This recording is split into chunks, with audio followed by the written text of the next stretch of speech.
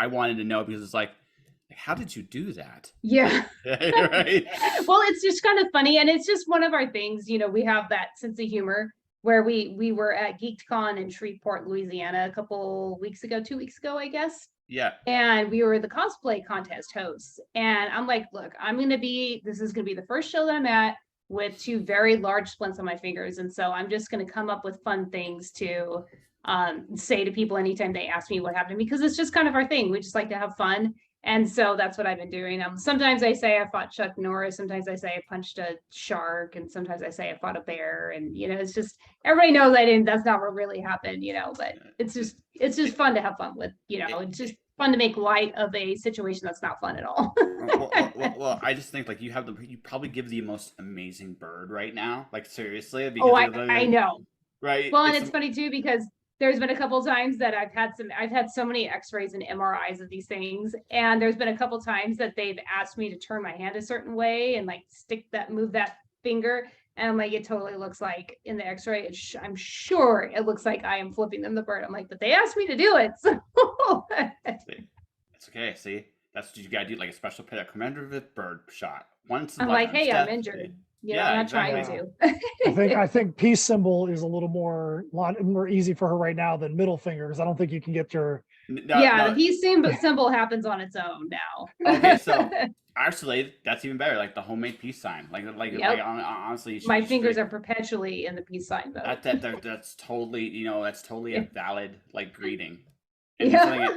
there's nothing anyone can say about it either, because I mean you broke your fingers, and welcome everybody. This is episode 1001. How we chose to start it with broken fingers and giving the bird. This is like, as you see, the show is still 1001. Yeah, that's There's a hand right. signal Jealous for I it. can't do the okay sign right now. It's a hand symbol 1001 right there. Yeah, that's right. Ooh.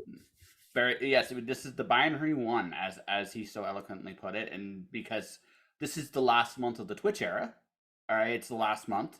I've done travel shows, like I did San Diego. By the way, I am blown away how big San Diego Comic-Con really It's is. insane. Yeah, it's unreal. Yeah. I was sad I didn't get to meet you guys in person there. Actually, I know, and I had passes to go, and normally I would have tried to have made it, but there was just so much before and after that I couldn't make it happen. But San Diego is unlike, and we've been to New York Comic-Con, we've been to a lot of the big cons, ECCC. San Diego's unlike anything else because it's just blocks and blocks and blocks. I mean, you don't even need to have a ticket to go into the building to experience New York or San Diego Comic-Con, because there's so much for so many blocks around the con itself. It's insane. It's nuts. I was there as a professional for the first time ever. Can you believe it? They gave a professional badge. Oh, they gave me one too, way before I was even at this level, and I'm like, "Are you guys sure?" You're like, yes, and then you're like, I'm not going to argue with this. Yeah, I know. I'm like, hey, don't worry, don't be arguing with that. You get the pass, get the pass. That's right. Yeah, and like the thing, New York or San Diego has like a really good guest badge policy, and so for a while when my kids were younger, they used to both get in free with me because they're like under 12 gets in free, I think, with a professional badge. And so there was one year that I took both my kids, and I'm like, never again, because they were just, the crowds are so insane. I'm like, it's like Disneyland level crowds, and it's where you see a booth and you're like, I want to go to that booth, but I can't even make my way over there. And the whole time I'm like, my kids are much older and teenagers now, but at the time I'm like, oh my God, like, dude, I'm going to lose them in the crowd. And it was just nerve-wracking. No, I gotcha. No, but yeah, I mean, it was a wild experience. And then, like I told you off the air, I've been working on a novel because I went to another conference afterwards, and I've been busy. You two look like you've been absolutely insane. Oh yeah, always. Yeah, this is we just surpassed, like, the hurricane that was here went right past us, so it did, like, it actually went parallel to us. We're like, man, we've been going through the hurricane just personally as far as like our schedule since July. I mean, I flew out. I had 3 different times I had to fly out in the span of 4 weeks or drive out. One of them going to New Orleans, had to drive through a forest fire, which was probably the literal scariest thing I've ever done, and it includes having to drive through a flood one time. Yeah, the fire would be scarier than the flood. I'm not sure which one's more dangerous, but I'm not. The fire for sure, because you can't survive the fire. Yeah. Because I know flooding, depending on how high the flood is, it's underratedly dangerous. Yes. Yeah, right. It's a little Yeah. underrated. It's just water. It's like no, it really No, isn't. you only need a few inches of water for to be able to have your car get moved off the road. And I've actually been in a car that's had that happen before. But the fire, it was on the Mississippi Louisiana border. And Andrea Molinari from Scout Comics, we're both driving to a show out there, and he was like 45 minutes ahead of me. He called me. He's like, "Hey, man, guess what? I just drove through a forest fire. You're going to come up on it here in a little bit." Yeah, and I'm like, "Really?" He goes, "Yeah, dude, it was a legit forest fire." So by the time I got up there, so we're on the interstate. It's just 2 lanes, like divided highway. And when I got there, the grass on the one side of the road was burning all the way up to the side of the road on this side. And the trees on the inside and the median were like exploding and like rolling flames 30, 40 feet in the air. And the forestry team was there, but there were no fire trucks.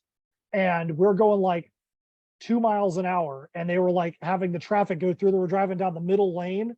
And it was like, it got really hot inside my car. And as soon as I was able to like get to a point, I'm in the car screaming. I'm just like, I should not be doing this.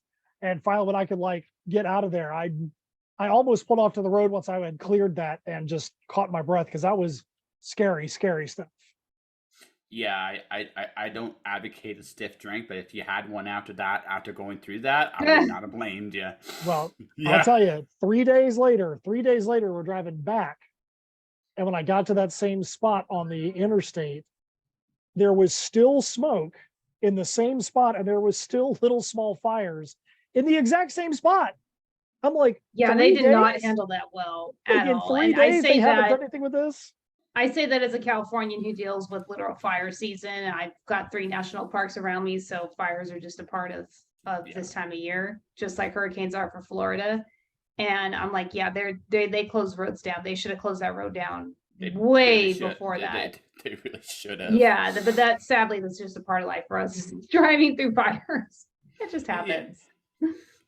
Legit, like Matt, straight up, you gotta write a story about that. Like seriously, It was crazy. I mean, they say it like truth is stranger than fiction, and that, my friend, is an adventure. I'm glad you're still here. Yeah, I talked to a firefighter at the show that we were at on the Sunday, and I'm like, dude, let me tell you about what was going on. And I'm like, would you have sent anybody through that? And he was like, dude, that's absolutely insane. Yeah. He's like, the whole time we were on the phone at the time, and I'm like, they should have closed this down a while ago. I don't understand. You can clearly tell this was a state that's not used to fires because they did not handle it. It was 30 minutes later. The state of whatever, where was it, with Georgia or Mississippi? 30 minutes later, they shut I-10 down for like the next 12 hours. Yeah. To deal with it. So yeah. So there's 2 ways of looking at that. Yes, they should have shut that down way before you. Would you been able to get there though if it hadn't? Would have been a complete absolute nightmare. I have no idea how I would have. I was been driving through the swamps. No clue. Okay, so there's 2 ways of looking at this. Yeah. And I can say this because you came out of this unscathed. Yes. Right. The first way is, holy shit, why the fuck didn't it close it down? But the other way is, you got through just in time to do what you were supposed to do. That's exactly right. I agree with you on that. Yep. Yeah.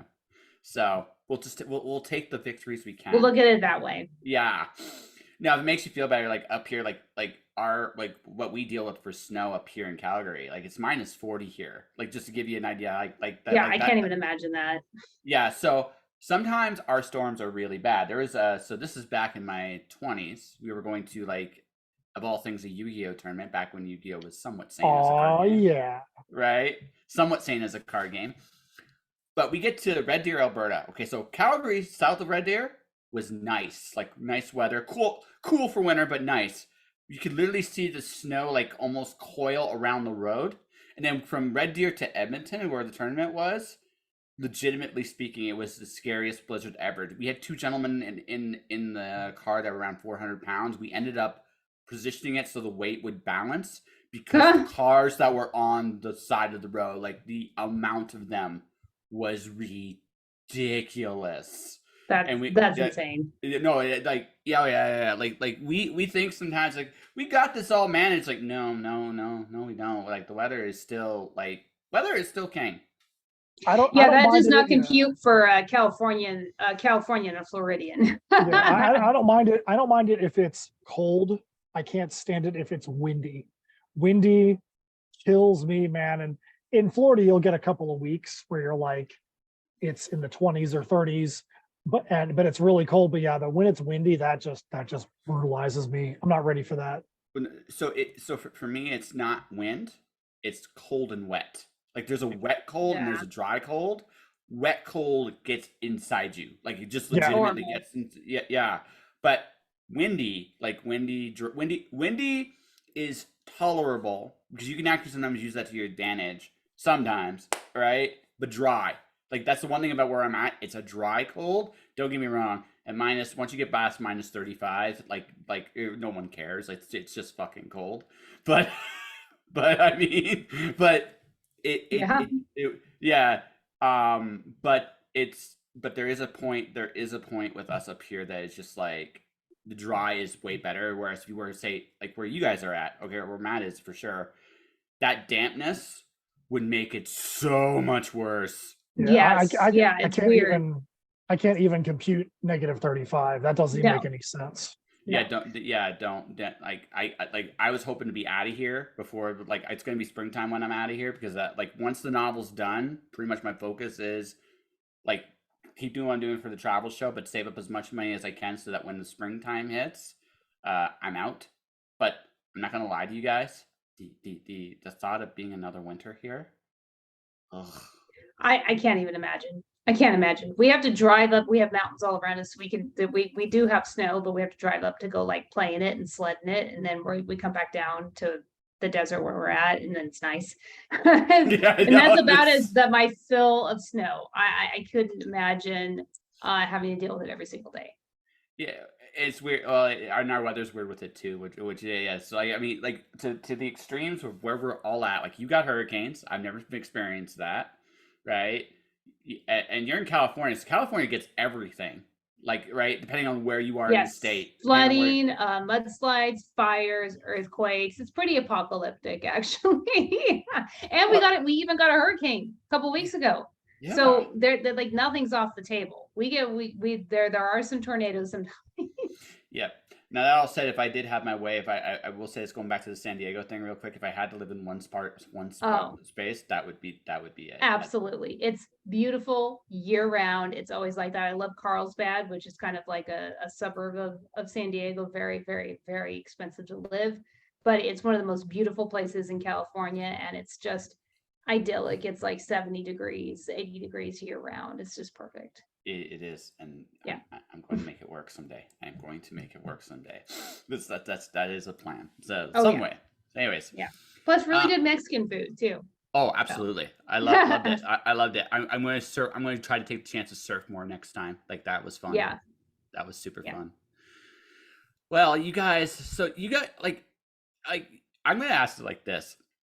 I mean, I feel like. I'm sure you're going to like deny this emphatically, but at this point, because you guys do so much, right? You got like you got a system that works, or it seems to me like you've developed like a machine that seems to know what it's doing, right? Like, and that because you've released this is like your third project this year, and like within a couple of months, and the last one was only like a couple months ago, if I'm not mistaken. Well, technically it is, but it also may look a little more like we've done more than we really have.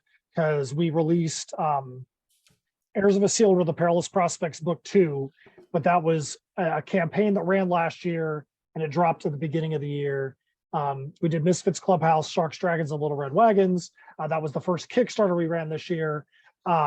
We've had a couple of stories that dropped in anthologies, and we were a part of some anthology Kickstarters.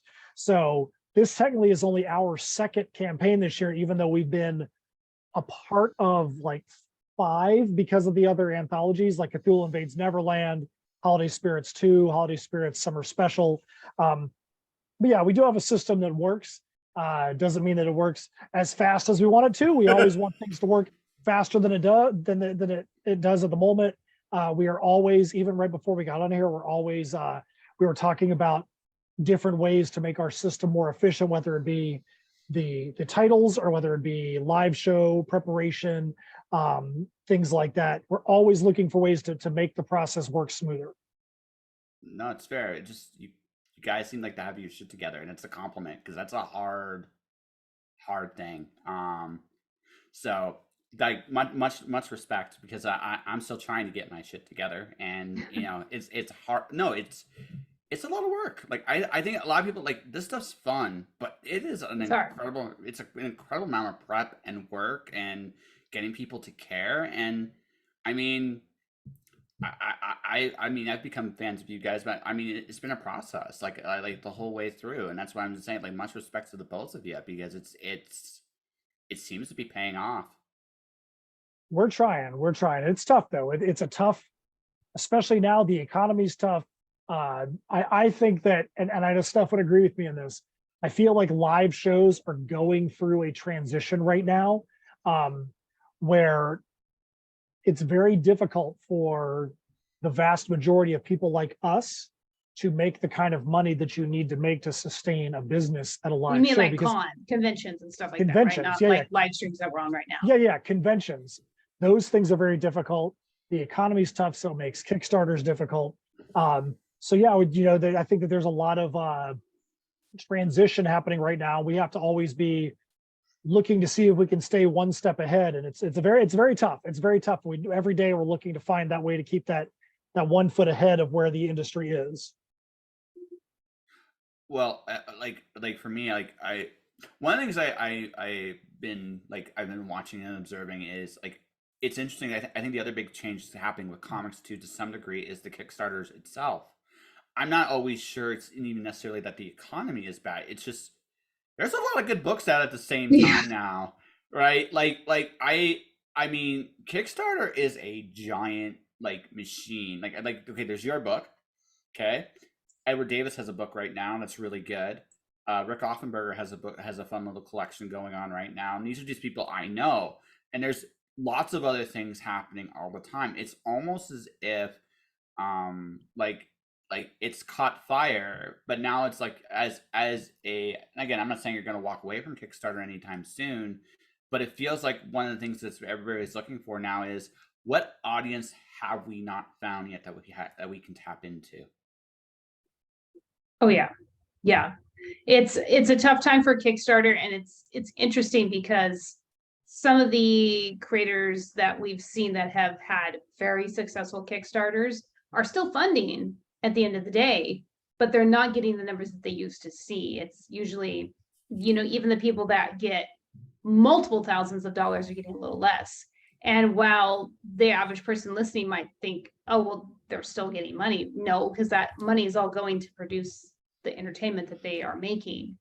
And I think it's a little bit of Kickstarter fatigue, and that's a good thing and a bad thing. I think that there's a lot of quality books that are being put out right now by a lot of different people, which is great because we all want a lot of great, wonderful things to read.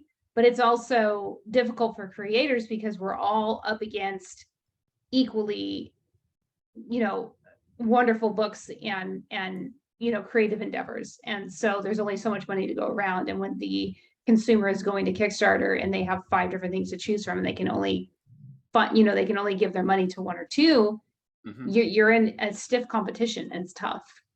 Well, I think that everybody got used to pandemic era money too, where 2020 in the US we were getting pandemic funds. There was good tax returns coming back. This past year was one of the first years where everybody that's been used to getting money back on tax returns were having to pay in. So the funds just are not there in 2023 the way they were before. So as Steph said, people have to be much more judicious about the way that they spend. So that's why you have to be a lot more discerning about the products that you do make. With the campaign that we have out there right now, Am Qido, we had to make a decision. Do we want this to be another multi-issue project, or do we want this to be something that is going to be all out there in one graphic novel? And we decided, we're like, hey, you know what? This is a a spin-off / origin story from Heirs of Isildur.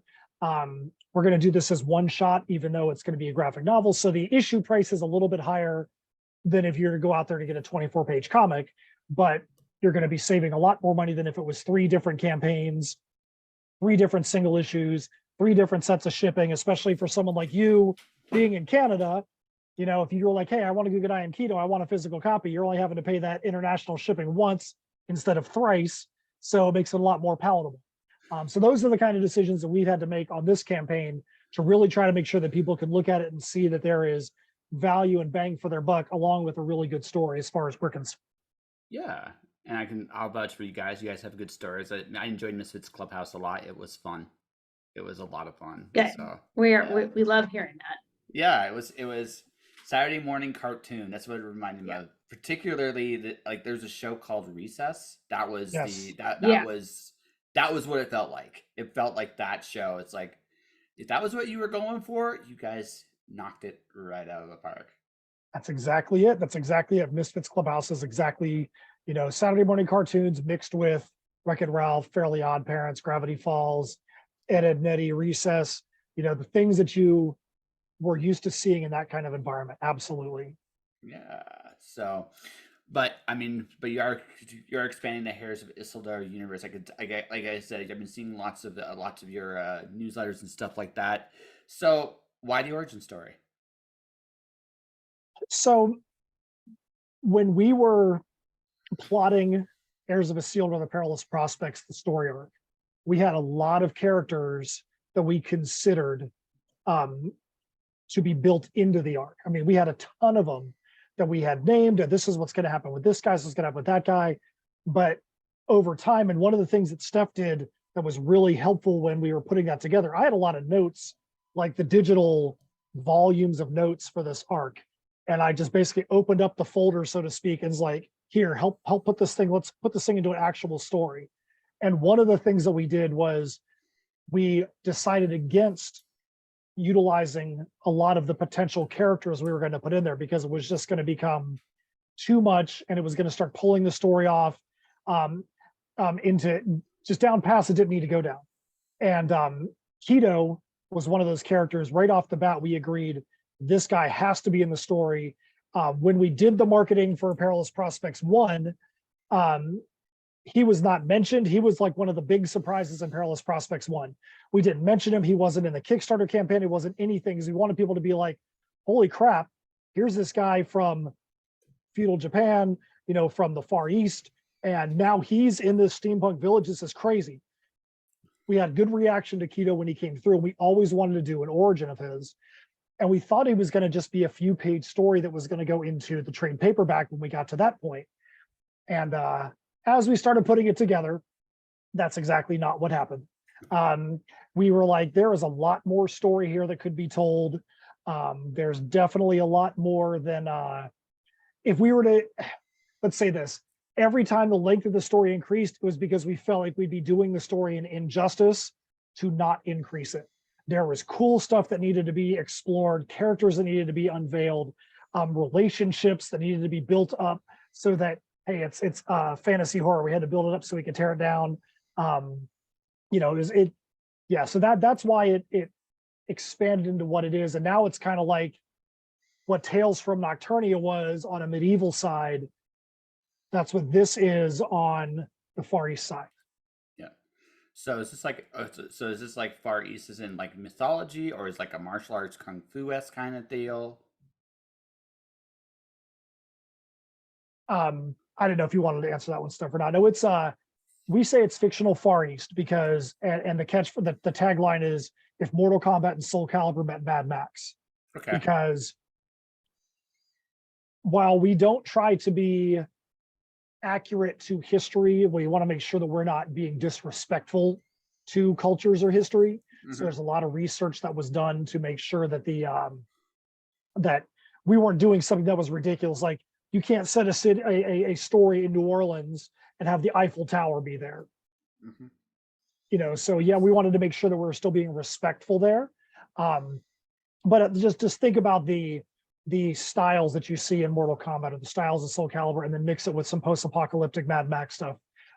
What do you think, Steph? What do you think is the style of the story? Yeah, I think that's accurate. We were trying to, it's a delicate line to tell when you are two, we're two Caucasian writers, and we're writing about a group of people who are a different ethnicity than we are, and we want to be sensitive to that. We want to be respectful of that. At the same time, we want to tell their story. So we did do a lot of research, and it's I don't want to say it's better, but it's easier in a way to not say it was feudal Japan, but it's based off of feudal Japan. That way we could create our own, and we try to do that with all of our stories. Really, it doesn't matter where the story takes place.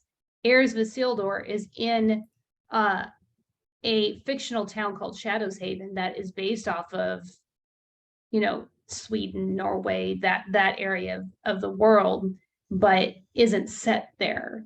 And so the where Am Qido takes place is based off of feudal Japan, and we did do a lot of research as far as language and customs and that type of thing, but we made sure to create our own world while also being respectful of that culture from that part of the world. No, I mean, like when you write, like I have like, this is basically my hard and fast rule: is you want it to feel like a place in some way. You want it to feel as authentic as it possibly can be. Right this minute I'm writing about a dinosaur farm, what that looked like, right? And right, so I'm doing research on what that could possibly be if the human beings had treated like dinosaurs like stables, like horses. What would that actually look like? Right now, it doesn't mean it's going to be completely accurate 100%, because it doesn't need to, because that's not we're interested in creating connections and feelings with the audience, like the bridge of connection. And I think, as far as, again, I'm not saying disrespect anything that you're researching. That's not what I'm saying. What I'm saying is, not everything needs to be perfect. What matters is the emotion you're conveying in the story. Beyond that, some of the other stuff is what I would call is nice. No one's going to care how a rice trade route works in that period in time, unless that's the story, right?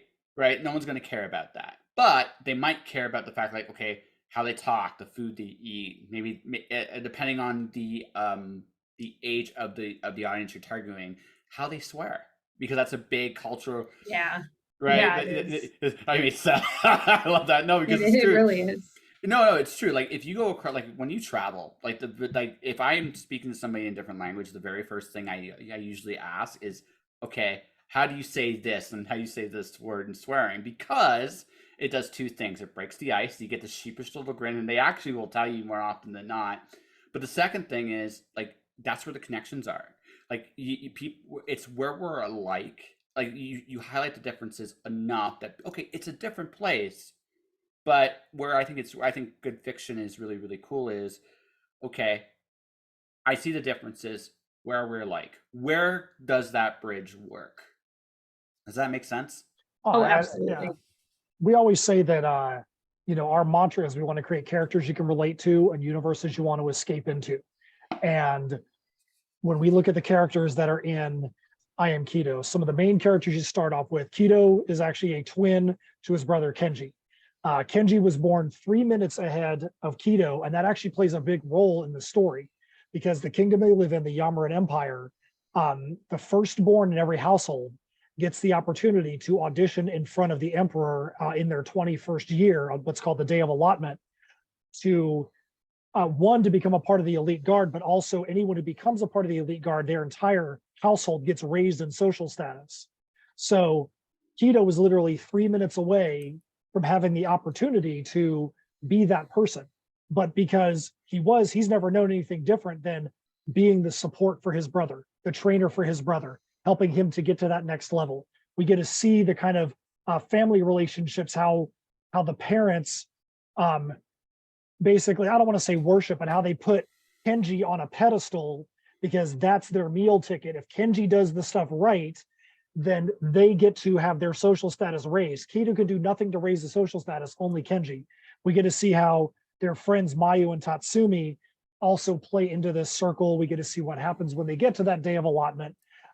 So when we say relate to the characters, we're not talking about relate because you know the topography of the land that they live in. It's that, hey, you've got, is there sibling rivalry or sibling cooperation?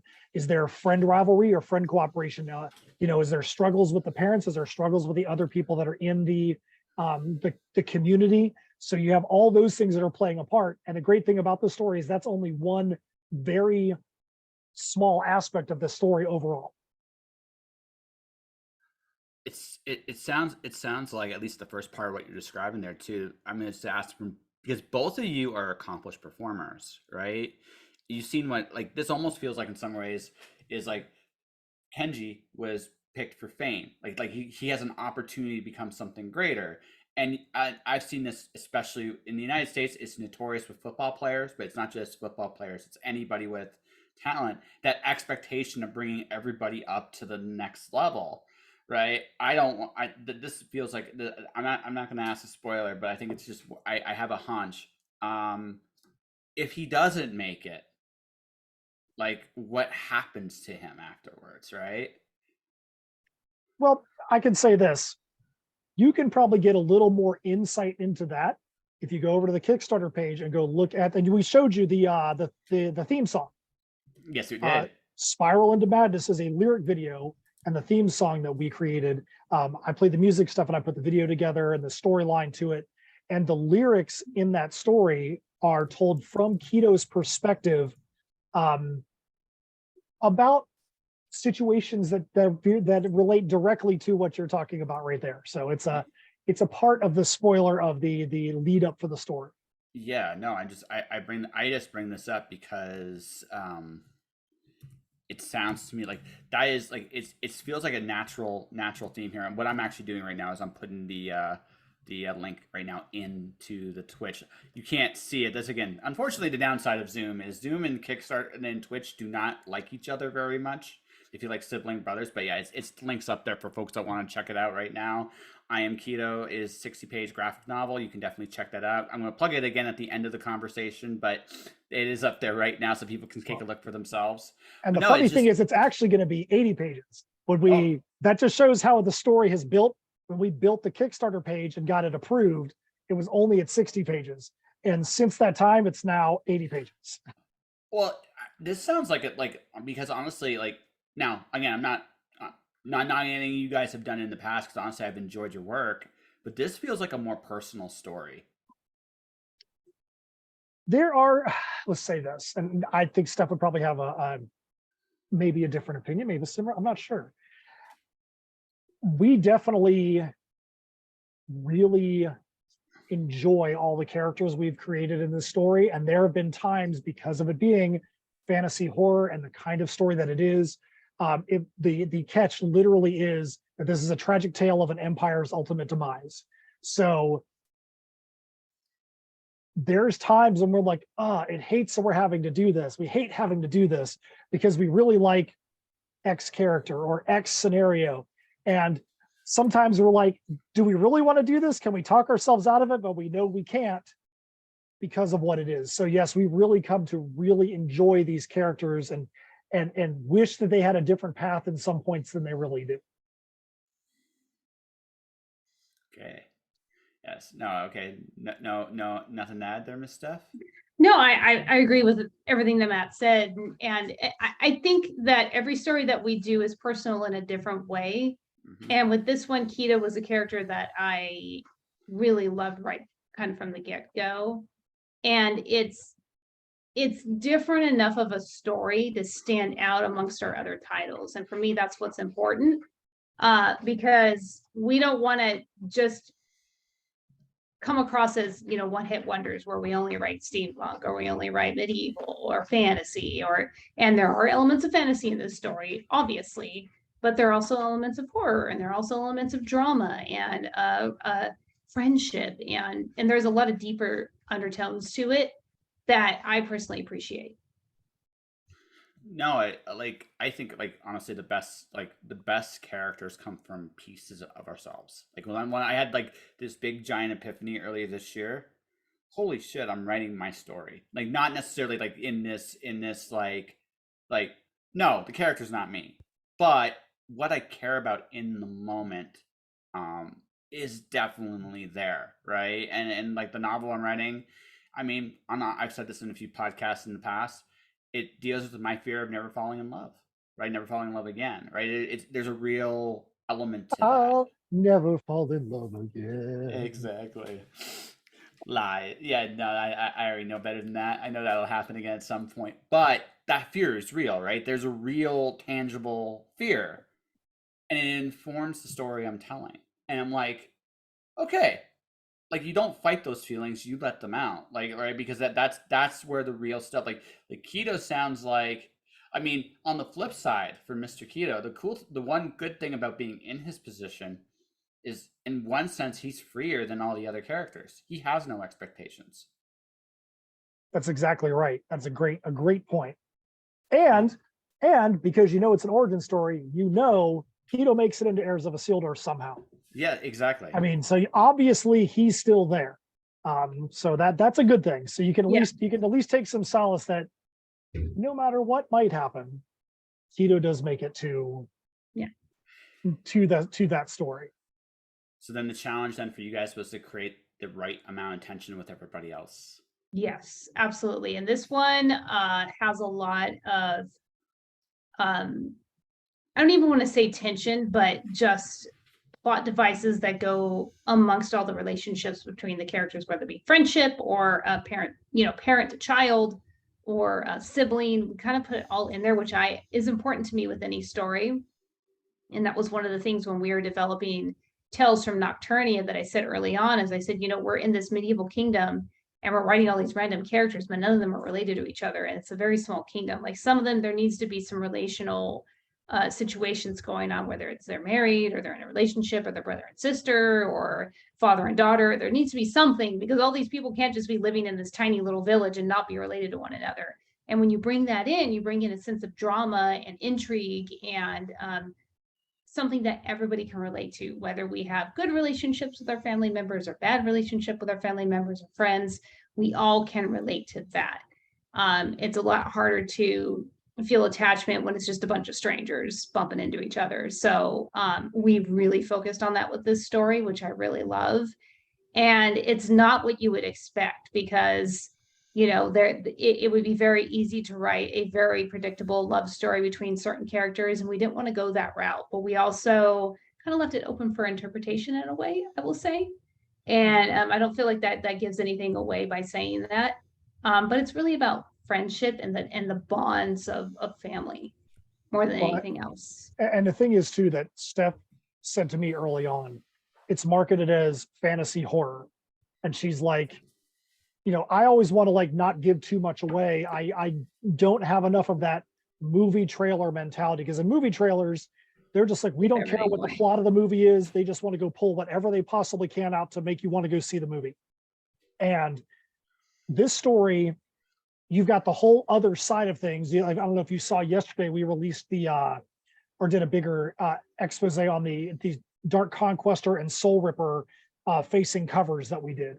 So elsewhere on the continent, you've got this group called the Dark Conquestors that are basically just marauding across the continent, and they are entwined with these creatures called the Soul Rippers. And a lot of times you will watch a movie or you read something and they want you to have compassion for the bad guys. I can understand why the bad guys are doing this. Sometimes bad guys just need to be evil. They just need to be sadistic. They just need to be horrible. And that is where the Mad Max element comes in. That being said, I'm going to contradict part of what I just said, is that they are sadistic and they are evil and they are terrible, but they are doing this for their own survival. And the reason for that is that the Soul Rippers are similar to vampires or zombies, where they need to go and feed. Unfortunately, when they go and feed and they extract the souls, that's why they're the Soul Rippers, from human beings, they extract the entire soul. Part of that soul is what feeds them. The other part of it poisons them. The only way for them to actually survive is to get rid of that poison, and they get rid of that poison by attaching to the Dark Conquestor. So the Dark Conquestor then is able to remove that poison, which is a strength to the Dark Conquestor, just kind of like how humans love chocolate, but you can't go feed chocolate to a dog, or that's poison to a dog. So these once you become a Dark Conquestor, once a human becomes a Dark Conquestor, they never go back. It's just like once a human gets turned into a vampire or a zombie, you can't be unvampired or unzombied. So these guys are doing this across the continent, and that's where a lot of the Mad Max-esque stuff comes in. If you see, we've got cover F, which is a secret cover. Part of the reason why that's a secret cover that'll be revealed partway through the campaign is because there's another character that we want to talk about, but we didn't want to be talking about that character from day one on the campaign right off the jump. It's a character that we want to talk about once the campaign is partway through, so that everyone else gets a chance to have some press time and some air time. And then when this character comes in, yeah, I think she's going to get a little bit of intrigue from the masses out there. She sounds like a boss, like as in a video game end boss kind of thing.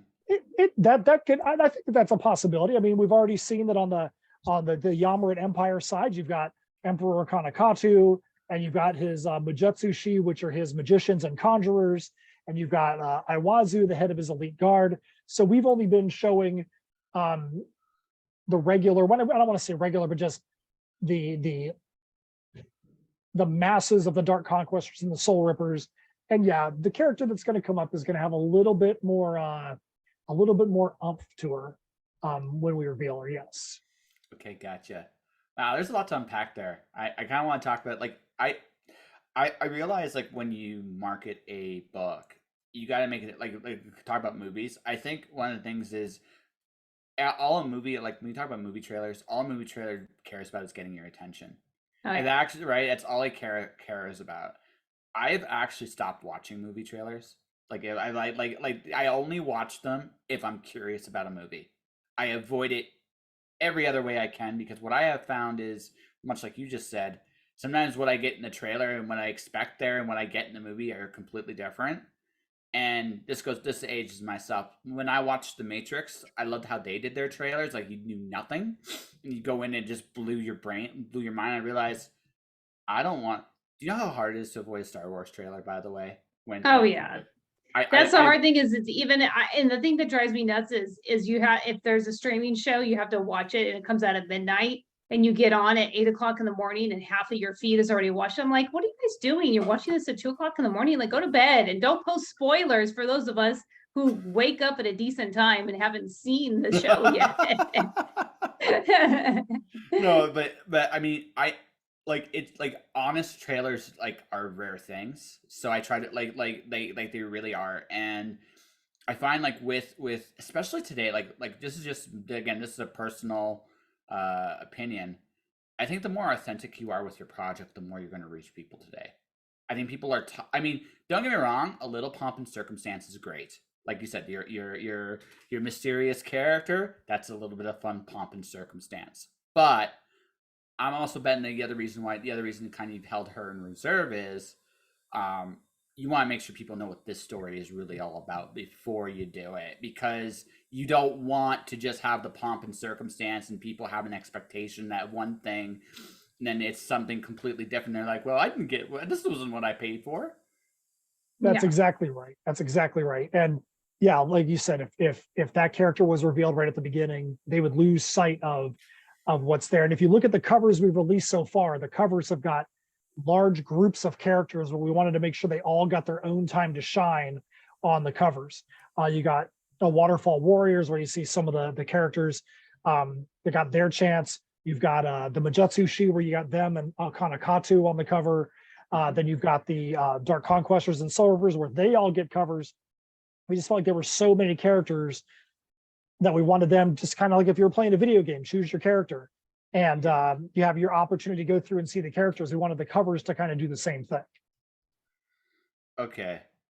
I'm looking at the comic. It looks really, really fantastic. But before we get into that, I gotta do a video game. So we mentioned Mortal Kombat and Soul Calibur. Which one of you two is the Mortal Kombat and Soul Calibur person here?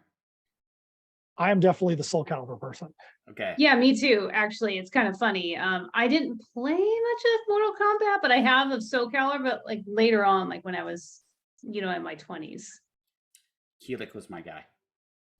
Yeah, Keelik. Oh my God, he drives me crazy.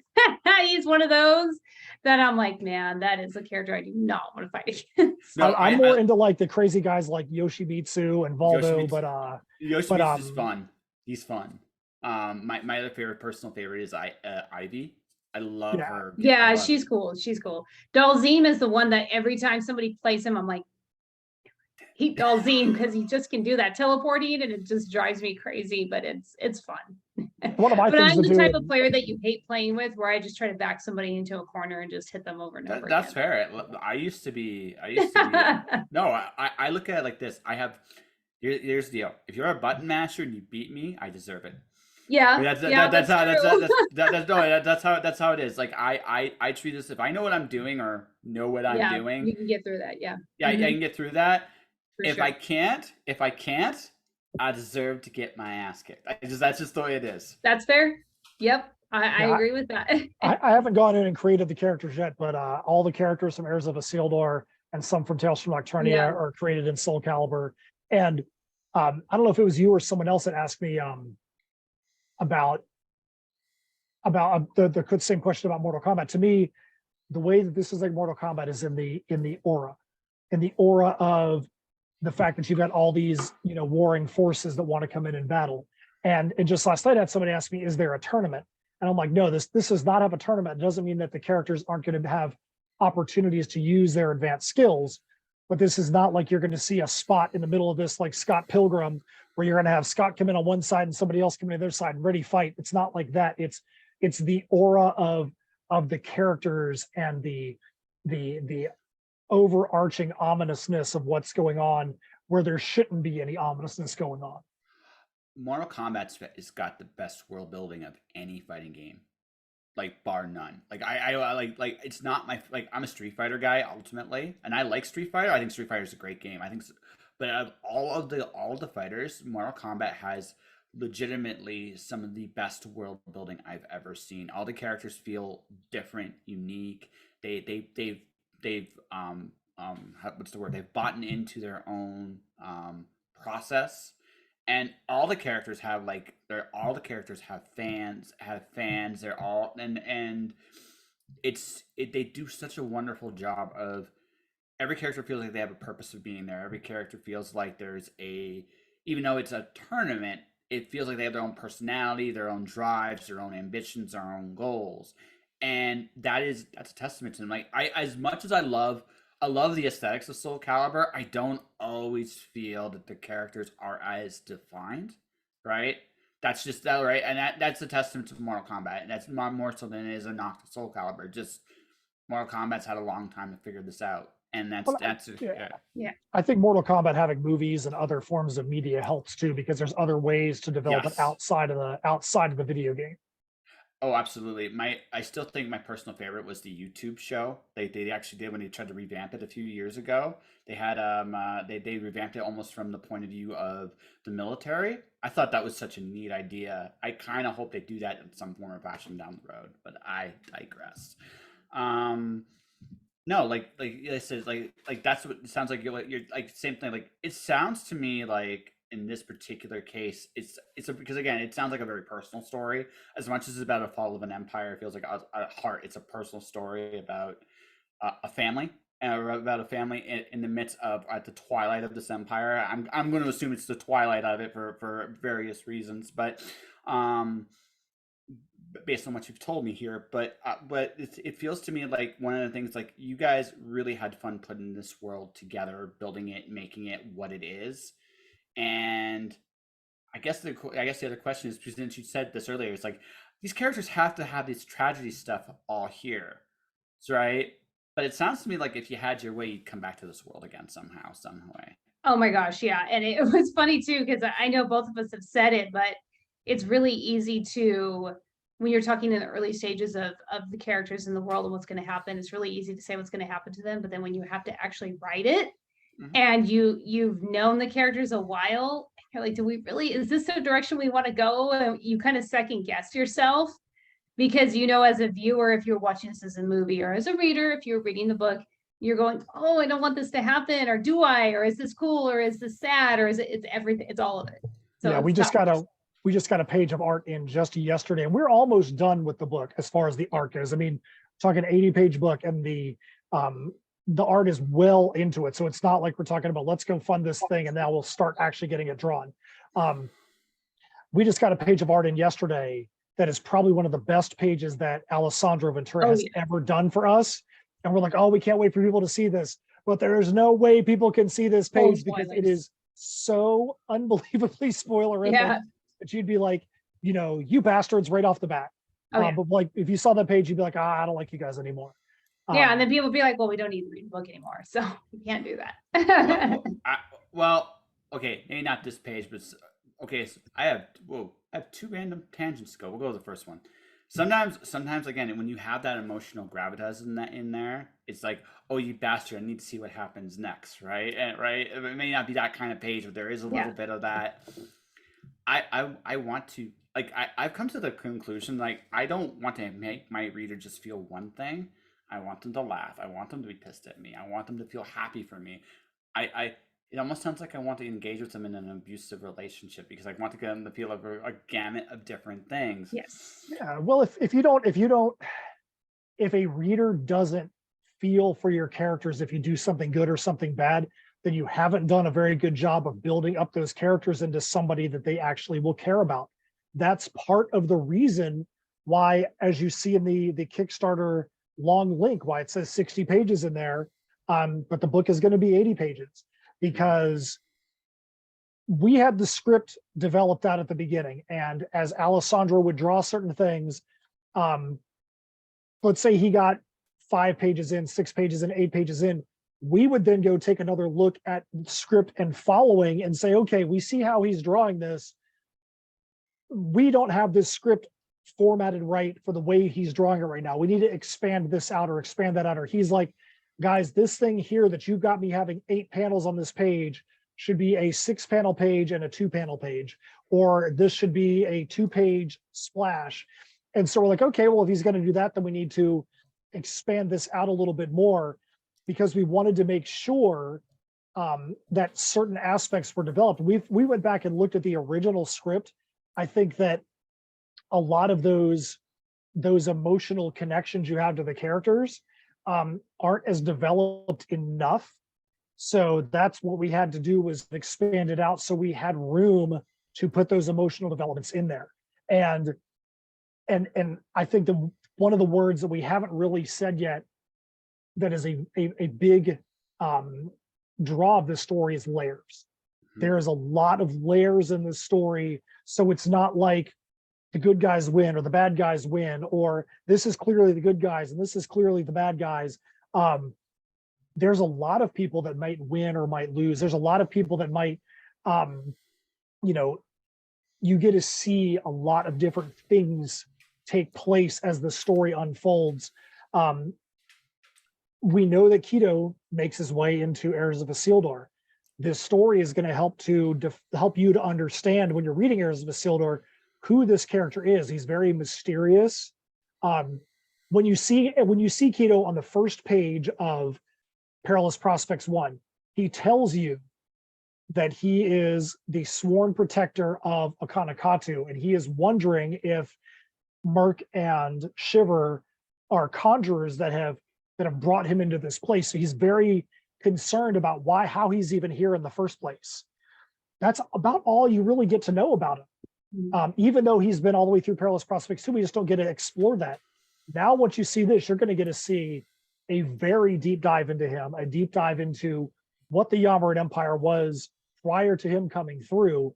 And unlike Tales from Nocturnia, where Tales from Nocturnia is basically a story about what happened in this kingdom once their king got removed and pulled into heirs, this story is almost the opposite, right, Steph? Where we're finding everything out about this kingdom prior to this person coming in and being a very integral part of what the story is prior to him becoming a part of Heirs. Yeah, it's that. And I mentioned this on another show that we were on, is that with Tales from Nocturnia, it was about the kingdom itself and what happened after the character left to go into the Heirs universe, which was King Lovelorn. And so you got to know characters from Nocturnia.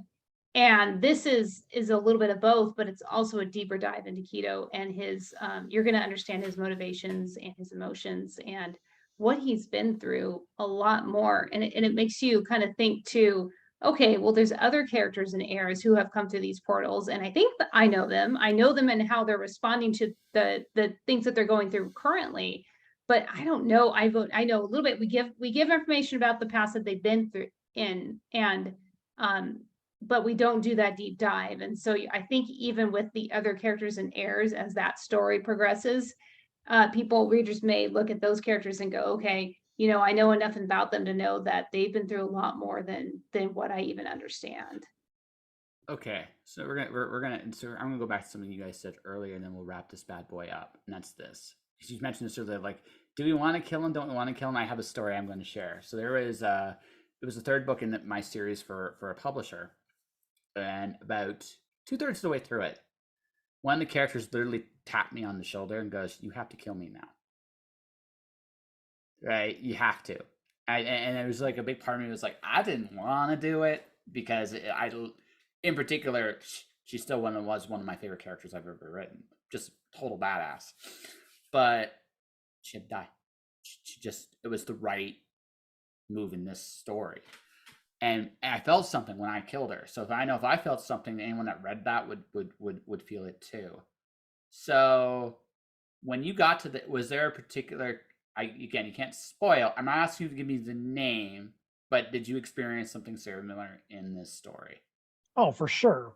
I know I did. I think I even asked that. I'm like, are we sure this is the direction we wanted to go? And my rule, and I look at storytelling a little bit differently now as a film critic, because especially since the majority of the films that I review are horror, and let's face it, somebody almost always dies in horror. That's a common thing. Yeah, 9 times out of 10. So for me, one of the things that I grade movies on is if there's going to be something traumatic that you're going to put the viewer through, whether it's a character death or whether it's something on screen that you see or something that character goes through, there needs to be a reason behind it other than just gratuity. And if I feel like they're doing it just for gratuity's sake, and there's plenty of movies. I mean, we all grew up on the classic slashers where there's, a crazed killer that's stalking people and killing them.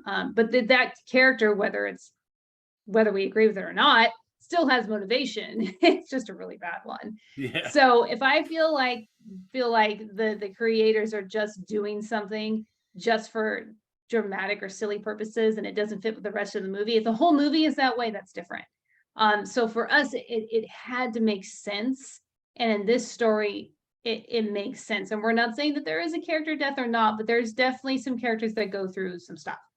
And we wanted to make sure that whatever was happening made sense, and we weren't just doing it because we felt like that's the natural progression that things needed to go. Because a lot of times I think in these types of stories, people are like, well, somebody has to die, or there needs to be that dramatic, slow-mo, a big moment in the movie, type of thing. And there doesn't always need to be. But if it makes sense for, character motivations further on, then it does need to happen. And we both agree that that's exactly what needed to happen. Yeah, one of the big things too is that, we try to stress to people, dollars are tough. We talked about it earlier. Dollars are tough. The competition for entertainment is very intense right now. And if you pick up this book, we can assure you that the story we're telling here, we say it's a one-shot graphic novel, even though it attaches to Heirs, even though Qido's going to move his way into that story. This is a singular story.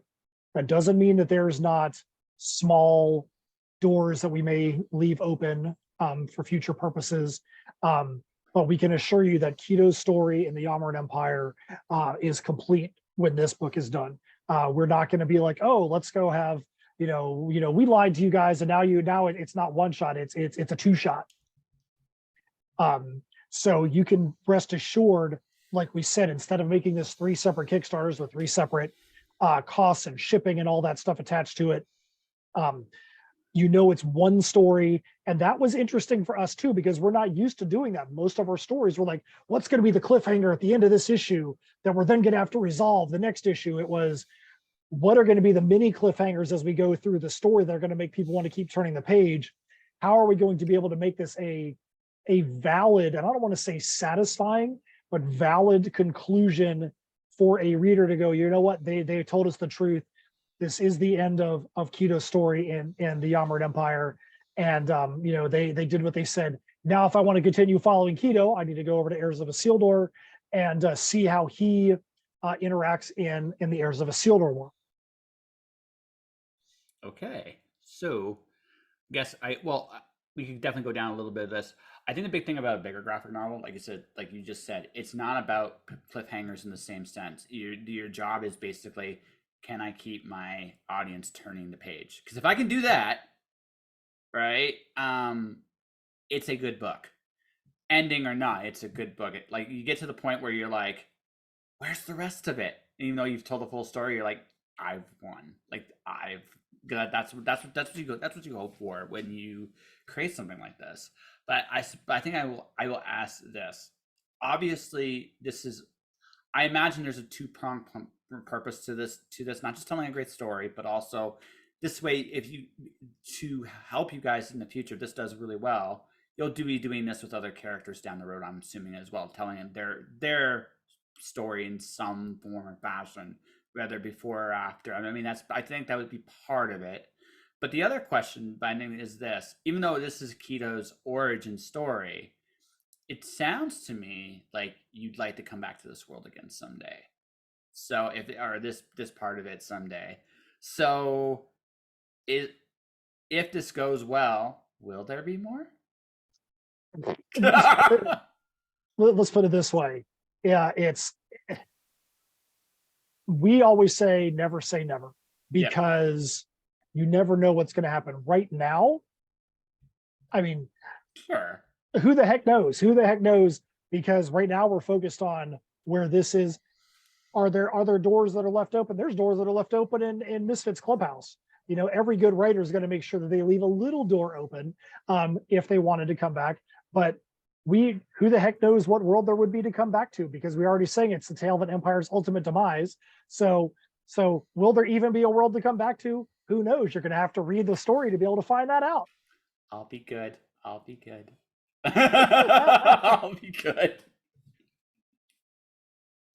Sorry, inner writer. It's like, okay, I won't follow up. I promise. We can't reveal all our cards all at once. No. I know, but I mean, okay, strictly from a purely economic basis, this model makes a lot more sense. I had Eddie DeAngelini as my 1000th episode.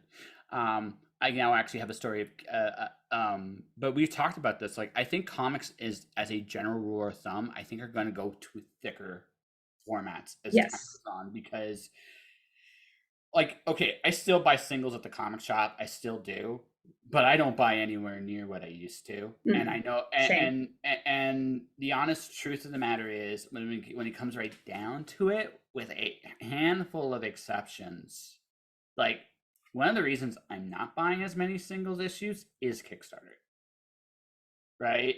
Because I feel like, by and large, I'm not saying there aren't good books in comic shops. That's not what I'm saying. But I feel, by and large, from an investment standpoint, I get more bang for my buck from Kickstarter right now than I do from the comic shop. But even now, but because of things like shipping, external forces, you guys are looking at this, I think, long term. It's like, we need to tell bigger stories, right? Because I think we're in an age,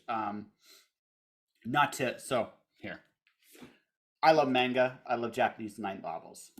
I see a format like that in the future for comics as well, because I think it makes the most sense creatively and financially. Am I on something, or am I onto something? Oh, I think you're totally onto something. I mean, comics are expensive to make, they're expensive to produce. And one of the biggest problems with comics as a medium, and I say this as a comics writer, is that you have to, and my son actually said this to me the last time I talked to him, you have to look at the dollars to hours of enjoyment that you get out of a form of entertainment. If you look at somebody that plays a video game, they might spend $60 or $70 on the game, and they might play that game for hours a day for a couple of years and get something different out of it and play tournaments. And the amount of they spent at the beginning was a lot, but they got tons and tons and tons of hours of enjoyment out of it. So in comics, you have to make sure that the dollars aren't so high that the enjoyment they get out of it is that the ratio makes sense. That's why we try to do things like the lyric video, the metal music. We try to make sure that there is things like the leather work that tie back in, wearables, socks, things, so that you might be, hey, I'm a fan of Misfits Clubhouse, and I've got my Bruce McTutherson socks on right now. So the story is now popped out of the pages of the book, and now you can get that additional enjoyment out of it. We always are looking for ways to maximize that dollars spent to time enjoying the IP. That's one of the big things that we do with every project that we put out there. I want a Harris versus our video game, not gonna lie. We want one of those too. Believe me, that's something that's been said since the very beginning. Absolutely. We want one too. No, I'm just saying, like, honest to God, I'm not gonna lie, that world in particular would work fantastic as an RPG. Just the first chapter of the Crossroads Conundrum, I could replay that chapter in every medium that is out there, because I think that just the setup for it and the what is this guy and what is going on, and then finding out how, like, as the onion peels back all the different layers to that, I could do that in any medium possible. So if you're a video game developer out there, come and talk to us. That's right. AAA studios in particular, we want you. I said this last time. I meant it. I had too many. I still have too many comic books to get rid of, and I have a few other things left to take care of here. But eventually we'll head on the road. I'll see you guys at a show at some point next year. Absolutely, it's gonna happen, and we can't wait. Yeah, so looking for that. My best to your fingers. Thank you. Yeah, let's hope it's not. I mean, it's been 5 weeks, and it sounds like it's going to be another few months, probably. What about the other 18 fingers that are working between me and Steph? Don't leave those guys Typing out. is very interesting. As a writer, it's funny because as a runner, I don't want to injure my ankle because I can still run like this, thankfully, as long as they're mobilized and I don't, trip and fall again and hurt them again. But as a writer, you need all your hands, and so typing with like 3 fingers on this hand, it's like henpecking again, like what you did as a kid when you're learning how to type. And I'm like, this is making me nuts because I'm a pretty fast typer. That's one thing that I have to say is I can go really, really quick. And oh my God, it's driving me crazy because it's like 70, this is so slow and there's so many typos. I'm between 70 and 80 words a minute. I think the last. I can't remember, but it was really high up the last time I took a typing test. That's just something that I perfected back in my admin assistant days. And even like texting and stuff like that, there's just so many typos. And thankfully, Matt is able to decipher most of my typos, so I don't even have to worry about fixing them because he's like, I got the gist of what you're trying to say. Yeah, I've had to tell her because so many times she'd like type a word and then she'd like type it again and it was still bad. And oh my God. And there'll be like 3 or 4 times in a row. I'm like, stop, don't worry about doing that. If I'm like, if I don't understand it, I'll let you know. Otherwise, I get the gist. It's all good. Save yourself the frustration. Yeah. Okay. So, like, this is just honestly, I had a weird sickness a few years back. I couldn't actually be anywhere near a computer for a while. It just, for whatever reason, made it worse. So I ended up going back to freehand. Right. I still do it with longer projects. Not what I'm currently working on because I'm on a really fast deadline, so I don't have time to go all that. But I still freehand all my novels. I actually find I'm old school in that way too. And I remember I looked back and I felt like I still have notebooks of notes that I took for my very first stories that were ever in my head when I decided I kind of wanted to write comics. So we're talking like 5-6 years ago.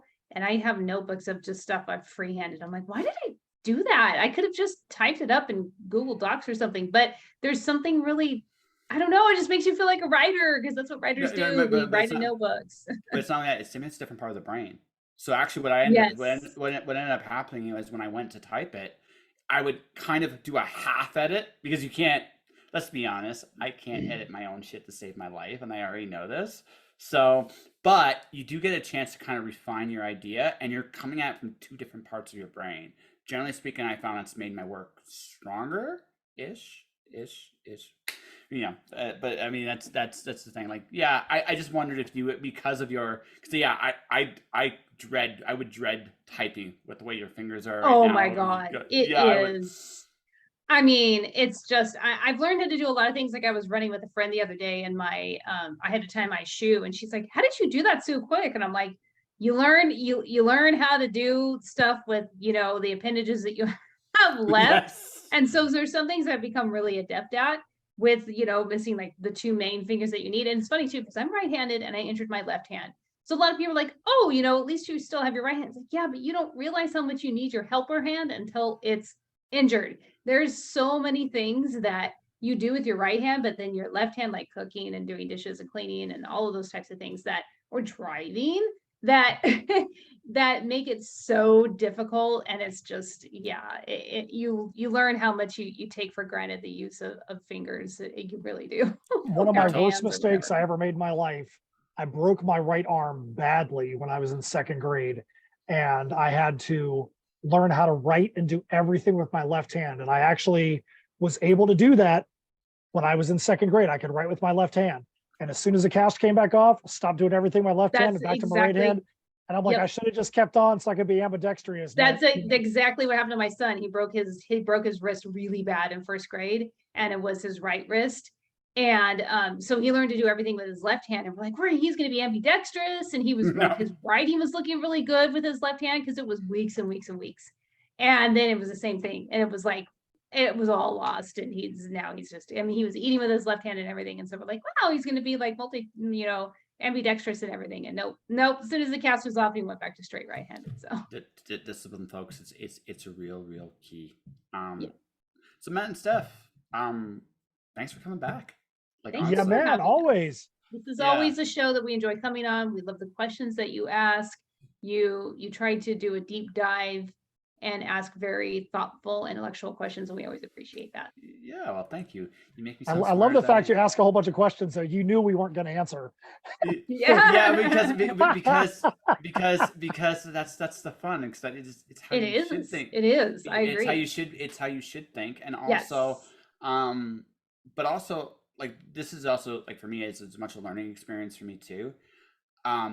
As creatives, you guys are great, but where a lot of people will may underestimate you guys, and I don't, because I, like, one day, Miss Steph, I definitely want to do a deep dive of everything you've done, because both of you have an impressive back resume, but I feel like I've done more with Matt than I have done with you, and at some point I would love to do it. But you two are also incredibly intelligent business people, and it's always interesting, because when I'm looking at someone like you guys that are, I would, by most people's metrics, are very successful. The drive you guys have to seek for more, but also, just whether you realize it or not, a lot of people are listening to this or watching this. There's a lot of insights on how they're approaching the business today too, and you can learn a lot from any of my guests. But these two are among the smarter ones. So I mean, thank you. We appreciate that. Yeah. Well, So I can tell you, if there's one thing to tell the people that are listening, is that always be analyzing what you're doing business wise, because what you think works, the very next time you go to try to employ that is probably going to need a tweak. Yeah. And we've had a few times recently where we thought we were going to do his work, and it absolutely just didn't work. I'll tell you something funny, Josh, that I think you'll get a kick out of. Mhm. Something down to how you get your stuff to a show. We Oh yeah. flew out to GeekCon in Shreveport, Louisiana. I came from Florida. Steph came from California. And one of my carry-on bags, the handle was broken on it now. That carry-on bag on the way back had to have a short box of comics in it just to get it back to Florida. So think about this now, having to go through the Dallas airport Oh God. with a carry-on bag in the airport where you cannot roll the thing because the handle doesn't work, so it's too close to the ground. So we were like, we can't travel like this anymore. We've got to make sure we have the right way. If you want to not do local shows, you got to make sure you have the right apparati to get things from point A to point B. So even down to that level, when you think you've got something figured out, something's going to come along and slap you in the face and be like, you need to keep on working at it. And I think we took it for granted a little bit because out of the two, I'm by far the more experienced flyer. I'm usually the one flying to the shows in Florida almost always. And so I've gotten my flying for just myself as an individual down to a science, but all of our business stuff stays with Matt in Florida for a lot of reasons, but mostly because most of the shows that we're doing are in Florida or the Southeast region. Right? Yeah. So it's really easy for me to fly, and I've got it down pat now because I do it so often.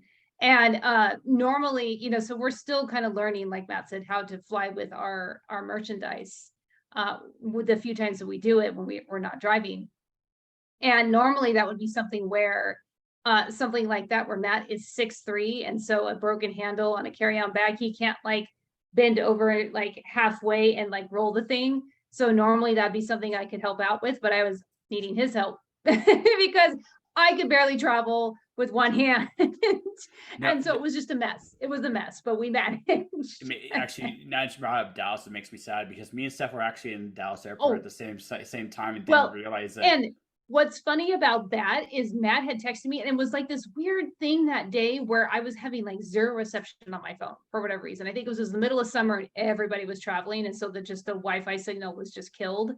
And you were coming in or you were going to San Diego, I think. Yes. And Matt had texted me, and he's like, Josh is there. And I had gotten delayed and my gate changed, and the gate that I was at was right next to one that was going to San Diego. And I'm like, oh my God, I'm literally right next to Josh right now. But it was just another flight to San Diego. I was bummed because I thought that we were going to like meet up. We moved 3 times that day. Like, oh my God, so did I. No. Insane. No, it was nuts because we literally were on the plane and they found a malfunction right before takeoff. Us too. Right? Then we come back. They move us 3 different times. I was going to be at the, like, so I ended up, because it was a last minute thing, I ended up in a bungalow in Pacific Beach. I missed one of my only free days to actually go to the beach. I know. See, and the same thing happened to me. Exact same thing happened to me flying in, because I was flying back home that day. But flying in, that we got on the plane, we sat on the tarmac, and they had an issue that they couldn't fix, and so they sent us all back, and they fortunately found us another flight. But before that, the gate had changed like 2-3 times. And there was one time when I was in line, I'm like, in your Dallas airport, you have to take the Skylink. I'm like, I've been on this thing so many times going back and forth. It was twice. It was twice. And the third time, I actually just walked through the airways. Like, fuck it. You can a lot of times too, because they say, you have to take that. And I'm like, I could walk this probably faster than it would be to wait for the tram. Well, but yeah, because it was the same thing. I don't know what was going on that weekend. Yeah, no, that makes me sad. Next time. We were within, like, we were in the same building as each other, and we just it didn't. But I really did think that our gates were next to each other, because I'm like, this is San Diego, it has to be Josh. But no, there was like 5 other flights to San Diego. We were the first flight of San Diego to go that day. All the San Diego flights were screwed. So I don't know what happened there. But anyways, airplane stories, travel stories from people that have traveled. You guys are great. I wish you the best of luck with your campaign. I'm half tempted to back this, but I'm also I'm kind of in a weird spot. But I don't want to hear this half tempted. I want to hear this full tempted. Full tempted. You want this, because we will tell you right now, this is the kind of story that you were going to back this. You're going to be like, you're going to read it, and you're going to be like, I hate Matt and Steph, but you know what? I actually feel like this is money well spent. That's one of the things we made sure you were not going to get this and go, I feel like I got gypped. Why did I buy this thing? Why did I waste my money on this thing? Even if you get a digital version of it, which is very inexpensive in comparison if this was 3 campaigns, this is definitely the kind of thing we think you as a writer are going to want to sink your teeth into. We would say that to anybody. We would say to anybody out there, we believe in this story. We believe in this product. We believe in what we've created, and we believe in the way that we've had to tear it down, but also Well, the that way is that we've actually really connected it back to reasonable. air. So we think this is something that is going to be up your alley, and you're really going to enjoy. Actually, I'm going to give you guys a compliment. At least now, I'm not going to cry about the shit. I'm going to cry a little bit about the shipping, but for a graphic novel, that is an incredibly reasonable price. I'm looking at it. I'm looking at it right now. So folks, it's $20. Like that for what they're giving you. That is a fantastic, not including shipping, but even with plus shipping, it is a very reasonable price. And right For the now, everybody's getting a sticker if you're a physical backer, the first 50. But then also, we have some of these left over. I'll show you on the screen right now. We did a con exclusive card for Spookala. Only 250 hand numbered cards were made in June. We had a little bit of them left over. And so until we run out, you're going to get one of the Dark Conquester Spookala exclusive cards as well. So not only do you get the graphic novel, but you've got a couple things that are coming your way. As we get to that minimum funding level, you know what we always do. We like to be able to give back to people. We have a lot of other cool items that we want to give away. We have cool items to add. We have unlocked tiers, unlocked items, tons of stuff that are to add to the value of that you just spoke about. Hold on a second here. I'm just I'm seeing here. I'm pinning this. I just essentially pinned your Kickstarter link. So for everybody watching, everybody listening, check out the link. If you're watching this, click the link. Honestly, there's some really good ones. I won't be evil and ask what's your favorite cover, because I don't want you guys to get beaten down by your artist. But, Yeah. but there's some really good covers there. Is there anywhere else you want people to go to before we wrap this bad boy up, or just the Kickstarter is what you care about today? Well, honestly, I think that the right place to go is the Kickstarter, because if you want to find out more about us, you can get to us from there. The link to Spiral into Madness, the I Am Qido theme song lyric video is right there on the campaign page as well. If you're listening, the easiest way to get there is to go to tinyurl.com/I Am Qido. That is IAMQIDO. That's how his name is spelled, QIDO. If you really want to just say like, no, I want to go find other links, go to Linktree. Go to linktree.com/InSymmetry Creations, and that's got all of our links, all of our social medias, different places where we have our other music, Bandcamp, and all that. Everything is there. You got to also get a link to all the movie reviews and horror and geek life articles that Steph has written. She's got over 80 bylines to her name right now, to her credit, on sites like Fangoria, Horror Geek Life, Horror Buzz, Daily Dead. What did I leave out? I left out one of them. It's Creepy Kingdom. Holy crap! And Creepy Kingdom. Yeah, that would have been a bad one to leave out. But yeah, that's where I go to linktree.com/InSymmetry Creations or the Kickstarter. You won't regret it. I think that's a good place to stop, ladies and gentlemen. That will do it for this episode of Just Joshing.